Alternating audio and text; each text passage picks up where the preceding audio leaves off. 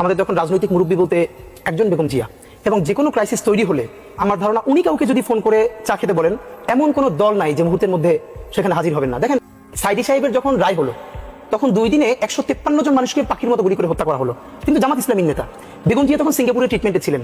উনি treatment complete না করে উনি বাংলাদেশে ব্যাক করলেন। বিএনপি স্থায়ী কমিটির সদস্যরা ওনাকে বিমানবন্দরে ফুল দিয়ে বরণ করতে গেলেন, উনি গ্রহণ করলেন না। এসেই উনি অফিসে ব্রিফ করলেন, হরতাল ডাকলেন, এবং উনি প্রথম বললেন গণহত্যা চালানো হয়েছে বাংলাদেশে। শেখ হাসিনা 2008-এ নির্বাচিত হয়ে প্রথম যখন ইন্ডিয়া সফরে গেল, তখন বেগম জিয়া বললেন যদি দেশের জন্য ভালো কিছু করা হয়, আমি একদম শব্দটা ধরে বলতে পারি, তাহলে স্বাগত জানাবো। যদি কোনো ষড়যন্ত্রের চুক্তি করে আসা হয়, পথে কাঁটা বিছিয়ে দেবো।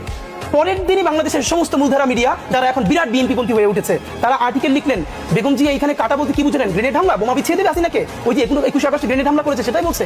গণমানুষের কণ্ঠস্বর হয়ে উঠতে পারা, এবং ভাবেন তিনি কিন্তু একজন নারী, এবং একজন নারীর জন্য তার সন্তান হারানো। তারেক রহমান সাহেবকে যখন পিজিতে 111-এর পরে নেওয়া হয়েছে, আজকেও ছবিটা দেখছিলাম, এবং তখন আমরা ছোট, বেগম জি ওনাকে দেখতে গেছে, তারেক রহমান সাহেব ঘাড় সোজা করে মায়ের কোলে মাথা রাখতে পারতেছেন না।